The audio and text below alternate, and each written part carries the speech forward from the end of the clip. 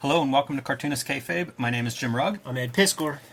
And Cartoonist Kayfabe is brought to you by the comics that we make, starting with Ed Piscor's Red Room, The Antisocial Network, and Trigger Warnings, the first two collections of Red Room. These contain 4 complete stories. They can be read in any order, so whichever book you encounter first is the one to start with. My latest comics, Hulk Grand Design Monster Madness, also in stores now with an oversized Treasury collection coming in early 2023, so you need to pre-order that one. If you haven't already picked these up, grab them while they're still available. And Street Angel Deadly Squirrel Live, back in print from Image Comics after being away for almost a year, so grab this one while the printing lasts. 8 complete full-color stories and perfect for any reader, including you. I should also mention, Ed will be at the Tokyo Comic-Con. Talk about a big Comic-Con event at the end of last weekend in November, along with Jeff Darrow and a host of other Cartoonist Kayfabe favorites. So seek him out if you're anywhere near Tokyo in the end of November.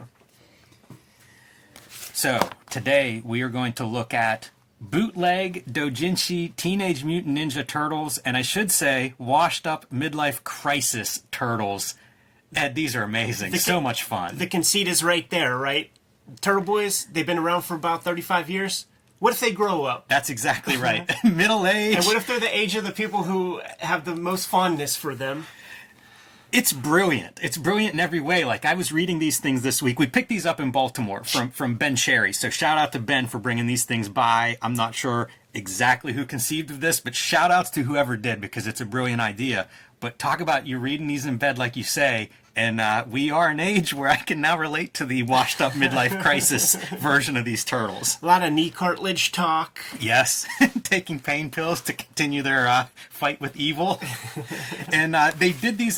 They're very fun. You can see they're just black and white photocopies, but different color construction paper for your covers. So, you know, here's multiple volume ones, red and green, yellow and orange. I think they actually gave us another set of colors, too, for Tom Scioli's set. So, yeah, you know, it's a really simple from a production standpoint, but that's all you need when you have quality on the pages. These are doujinshi. Totally. Absolutely, man. You know, fan-made comics. It's a huge market in Japan. Where there might be 50 to 1,000 doujinshi printed up. There are whole printing factories, print presses, and I'm not talking about like print on demand like we do in America. I'm talking about forklifts with the big paper rolls that only publish and print doujinshi. So, you know, their convention, Comiket, sees a crowd of 750,000 people coming through, which is 3 times that of San Diego Comic-Con. This is a very big part of Japanese comics culture, and I like the idea of promoting that here in the States, especially when in corporate comics, it's so commodified and there's really nothing interesting being done. And in these licensed comics, where IDW, or whoever owns the licenses, you're not getting royalties on that shit. You're getting bottom of the barrel pay rates and stuff. So their pay rates, it's not much more than $0. You know what I mean? So make the Turtles comic you want without getting any bullshit approvals. And put it out into the universe. The other cool thing about these is that it's not unlike the Mirage comics in a way that are not Kevin Eastman and Peter Laird, right, where you just get different interesting people to do their take and give them the space to do whatever they want. Turtles in space, you know, Turtles hardcore. Absolutely, and going back to like the Mirage stuff, like you can see grays of all stripes. Some I think are probably digital, some are like screen tones. You can even see the edges of the sketchbooks. This is dope. Go back just real quick, man, because there's this part where like the young kid, his son, has the Foot Clan insignia on his chest, and the old turtle is like, "Do you understand what we went through with that?" Like in my family, like this has happened. My mom tells me the story of like I think the Iron Cross was like worn by hippies and shit. Right. And my Aunt Karen had an Iron Cross locket. My grandfather was in the Battle of the Bulge, was a tank destroyer, has a Purple Heart, and he saw that shit on her fucking neck, ripped it off. Yeah, oh yeah. Like, don't you dare wear that in this house. That's what's brilliant about something like this. Like, Not an uncommon story for, a generation to do that, and some disconnect there. And so we're going to follow the son as he's going through.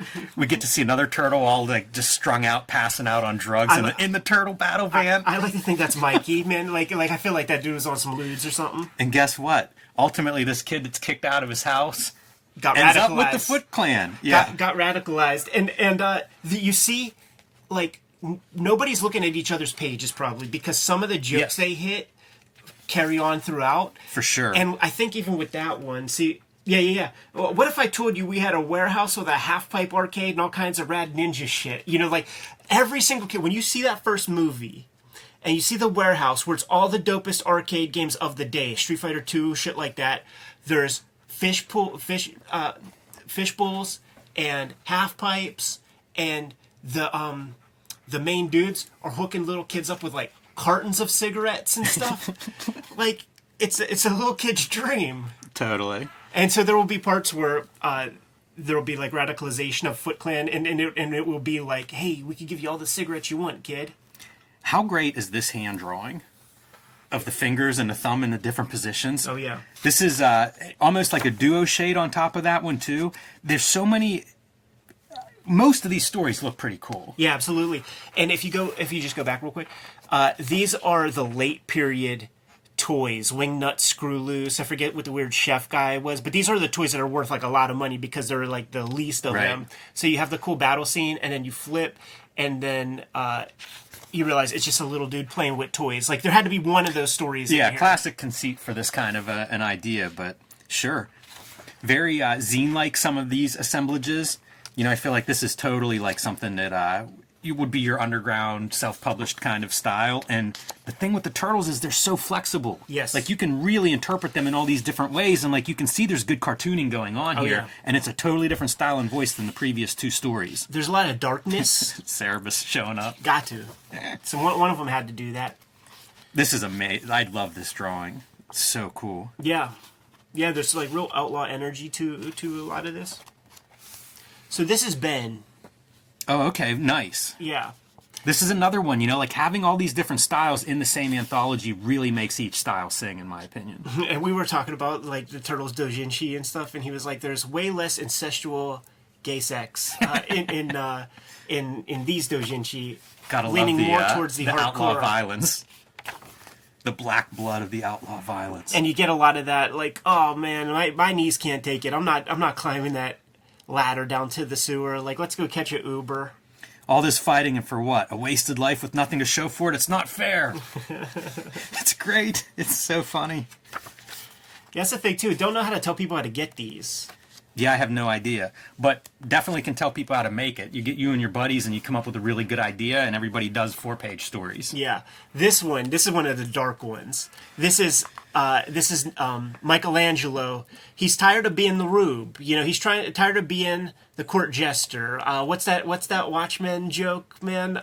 The guy goes to a psychiatrist and says, "I'm depressed, I'm sad, I'm lonely, I'm not feeling well," and the doctor prescribes, "Go to the circus. Pagliacci the clown is in town. He will lift your spirits." As the guy begins to cry, "I am Pagliacci the clown." Like that's our Michelangelo right here, man. He's tired of being the boob. He's no longer the party dude. Yeah, he's on psych meds. He's dealing with all of this stuff. Probably like PTSD on a psychological level, and then CTE on the just brains getting kicked around the alleys physically. Yeah. Like, are we ninja or are we suppressed Irish Catholics? Professing his love to Irma from the news agency. A little Reed Fleming cameo. Yeah, man, they were buds. They were partying, and now it's all over. Oof. It's all over. And hey, Mr. Smart Guy, hey, Mr. Leader, just like very antagonistic toward his brethren when he blows his brains out. And when one of the turtles shows up, they lose their lunch because of the sight. Yeah, that one is definitely dark. Yeah, I think there's one more real dark one in this one. A lot of fighting amongst the brothers, which is kind of funny. Like, I have a good friend who hasn't talked to his brother in like 6 years. I was just listening to Dane Cook, who had his brother arrested. He was like his accountant, hasn't talked to him in like 5 years. But, you know, like, this stuff happens. It's weird, you know, but not uncommon. Like, it comes through if you're doing this midlife crisis kind of stuff. Like, there's reality on these pages that I would not expect to work with the turtles, and somehow it works better than you could have ever hoped. Here's a good one, man. Like, it's April O'Neil reporting that there are, like, green bodies being found, like, just in pulps and totally fucked up and just destroyed.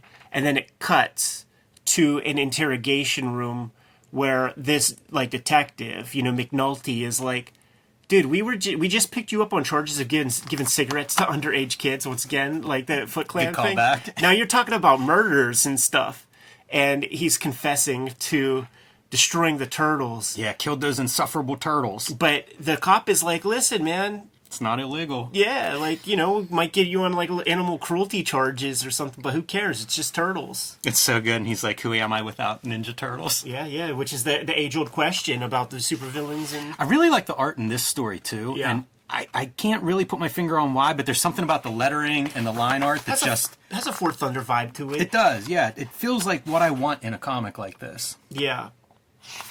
And this one, I think it's like, we got to get together and kill all the kids who supported us or something like that. Yeah. So wild. So, pretty fun. The second one, to me, has some of the even better artwork in it, which I wonder how that happens, like if they do an issue 1 and then people are like, I need to do a story of the midlife. Right. Gorgeous. Yeah, and I pause on our opening pages just so everybody can kind of see, like, I like this. If you're going to do your credits, have your follow info in there too. You know, yeah. Whatever I can track you down on social media, like, that's the way to do it. If you're going to do this stuff, I mean, barring the lawyers that might come after you. But otherwise, like, yeah, put your name on this stuff. And love this art. Very strong. And I mean, this comfortably could have existed in the Mirage comic space. Absolutely. Almost like an Eric Haven approach with lettering. And it's funny here, too, like one of the turtles is like a QAnon. Right, yeah. And they're like, oh, it's going to make us look bad. It's going to mess up my business with the gyms. All stuff that you could see coming out of, like, headline. You know, like, it all, the stories all make sense. Yeah. The designs, like, taking existing characters and just kind of pushing it into this dude's own style and all, like, it's just beautiful. I love it. And Each of these. This artist, right? I don't know. I'm pretty sure that this is this artist because this is one of the styles that I love it. And you can see, I think that's the same artist, but really strong stylistically. You mentioned about how these would fit as like, you know, a Mirage. I'd buy a full issue of this in a heartbeat. Total outlaw energy. Man, that giant foreshortening of the foot coming through. Silhouettes, grimacing faces. Yeah, kicked in the face. Yeah, just great cartooning. Pushing that nose down. Good use of a black background, you know, to change this up as it goes. And then here we go, man. This is another good looking. I don't know if there's a stinker in this bunch. No. But here we are, popping some meds to dull the pain of the... my bones hurt, but my blade is thirsty. Well, he's going to quench that thirst when you turn the page, dude. Classic Outlaw, cutting in half, literally. Nice end credits, too, you know, like, it's good looking. This is genius, and I don't even know if the dude even was thinking in these terms, but that, I was going to say Lee Elias, but it's like Elias Codius or something. The guy who played Casey Jones in the first flick is bald like that right now. Oh, man, that's brilliant. He's totally bald like that. You could find him, he's in that Cronenberg Crash flick, I think, and he's in Sopranos for one episode. Funny. But he's got that male pattern baldness with the comb over and all of that, man. So, like, I don't know if the dude planned it that way, but it's perfect. Yeah, I'm going to give him credit because it's just too good. It is great. The turtles look so old in this one, too, man. All shriveled up and wrinkled. It's a good-looking turtle. Might be more turtle-like than the regular Teenage Mutant Ninja Turtles. It's that fun thing, too, where, like, tortoises can be, like, over 100 years old. You know, like Rob Liefeld will take pictures of the tortoise that, like, lived in his backyard since California became California and shit like that. Like it's, you know, 106-year-old tortoise that just shows up by his pool. And, like, I have friends who have, like, turtles that are maybe 100 years old, like, living on their property in California. So it's like, they could, There's a lot of room to move. We could do the octogenarian, black belt turtles at some point. Yeah, so you guys need to get this band back together in 30 years, and let's see the the doujinshi then. And even look at the rat. They also look like the most fever dream, like showbiz pizza, maquettes or whatever. This is another one I think, like, I really like that panel. It's so much fun. Yeah, light on the story. Absolutely, but who cares? Yeah, I mean, I guess the complaint would be, like, do more of it. Same here, like, this is almost Victor Cairo or something. Yeah. Like, just drawing the heck out of this stuff. Lemmy, Dimebag, Morrison, and Randy. Yeah, it's funny. See, there's no lawyers coming after them. Yeah, that's safe. Look how badass those turtles look, all cut up and scarred up and bloody. Yeah, like, whenever he hooked us up with them, I'm like, okay, there's got to be a Eric Talbot, like, type dude picking up the mantle, and this is pretty close to it. The one earlier, too, is real close also. Master Shitter. So silly. The Shredder's like a cheese grater. Yeah, like man. his body.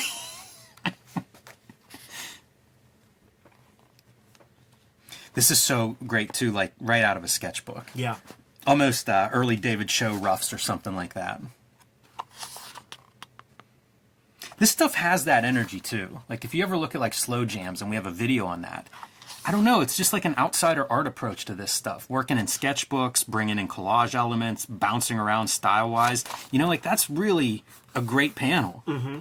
Yeah, it's one of those things where, like, there's no promise of making $1 on this kind of thing. So it's like, what time do you have to spend? And making the most of that time that you have to spend to like, make these doujinshi for the fun of the culture, just like, for the love of the comics. Yeah, it's goddamn right. Yeah, for sure. And, there's these elements that do cross over into, like, the Outlaw styles. Turtles lend themselves really well to Outlaw.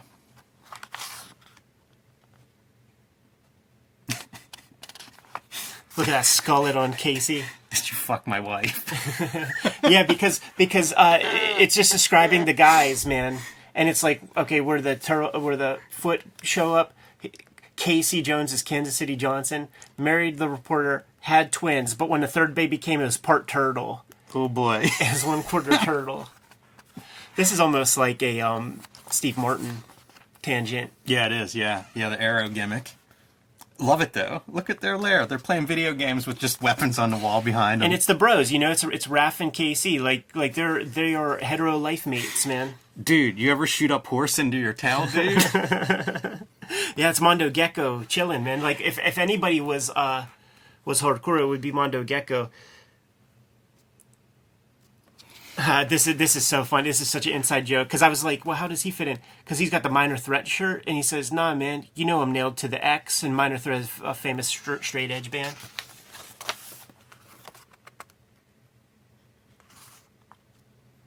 And this is really like Elon Musk, man. This is Donatello is the Elon Musk of the Turtles, and he's using his mental superiority. I don't know if you read the comic boxes on the back shelf. 9.6 plus graded, MCU keys to be listed, and Kayfabe affected. Amazing. Oh, that's great. Enzo Garza, Gut Ghost, I think, is his... he was in Jacksonville the week before this. Yeah. So I've seen him at Heroes. Yeah, totally. So much fun. Fake ads, it's perfect. Yes. So, I mean... We're recording a doujinshi next week that is like handsomely printed. What did we do last week that was sexy, man? Oh, man, I don't know, but we need to start the playlist. Yeah. This is another one of those, the bootleg, the doujinshi, you know the what amateur it was? press. It was that Batman Nightfall joint. That's right, A couple weeks yeah. back, man. So, like, doujinshi is happening here in the States. We're capturing it. And if you're making doujinshi... Maybe you send it to us, and we put some eyeballs on it if it's good, if it's clever, if it's fun, if it's skilled and stuff. Because this is a ball, and corporate comics is failing us. We like the characters. We like the turtles. I picked up a Turtles comic when I was at the shop last. There wasn't a fucking turtle in it. It was all kinds of other Muppets and furries and shit like that. There's an audience for that, too. Sure. But These are people for the love of comics, playing with the characters and tropes that are near and dear to their hearts. You fill in on every page, and it's very revitalizing to a comics creator who I'm nonplussed by the work coming out, like at the corporate level, with editorialism involved and corporate gatekeeping to make sure that their licenses don't get abused. Fuck it, abuse the licenses, man. Yeah, I don't think you're going to hurt anybody's value with these things, but they are amazing to see. And it goes back, there is almost an underground history of this stuff. We looked at Jeffrey Brown's Wolverine comic on here. That would be an example of this. It's somebody that's just gone off the grid with these characters and doing their own thing and putting their style on it. And I love seeing it. So much fun, man. You gonna Totally. Go? Yeah. Kayfabers, follow, subscribe to the YouTube channel, hit the bell. We'll notify you when new vids are available. Jimmy, tell the people what's out there, man. Street Angel, Deadliest Girl Alive is back in comic shops now. 8 complete full-color stories from Image Comics of the homeless ninja on a skateboard. Pick that one up in time for the holiday season. The Hulk Grand Design Monster Madness. The comic books are in stores now while supplies last. The oversized Treasury Edition will be in stores in early 2023. Pre-order that one now. The way printing is, you don't want to be left out. I think it's the best book I've ever designed. Join me on patreon.com/JimRugg, where you can download a lot of my out-of-print zines and mini-comics, including my latest PDF there, which is a collection of all my freelance cover art, along with some notes behind that. So if you're into art, if you're into process, that is for you. So join me on Patreon. And Ed, what about you? Red Room Trigger Warnings, Red Room The Antisocial Network are the books that are currently out on the stands right now. Murder on the Dark Web for Fun and Profit is the name of the game in Red Room Comics, and each of these books contains 4 complete stories, as well as 70 pages plus of additional material. I'm serializing new comics at my Patreon, patreon.com/EdPiskor for $3, which is less than a penny a page at this point. You're going to get new strips every Tuesday. Super good value, and these comics that are up on there aren't going to be seen in paper form for quite some time. Hit up my link tree in the description below this video to get to all those links and destinations. Jimmy, let the people know what else we have out there. Maybe we got some visual aids over there. Subscribe to the Cartoonist Kayfabe e-newsletter at the links below this video. You can also find Cartoonist Kayfabe t-shirts, merchandise, stickers, fanny packs, and more at our spread shop, also in the links below this video. Another great way to support the Cartoonist Kayfabe channel. Giving us marching orders. We'll be on our way. Make more comics. Make more doujinshi.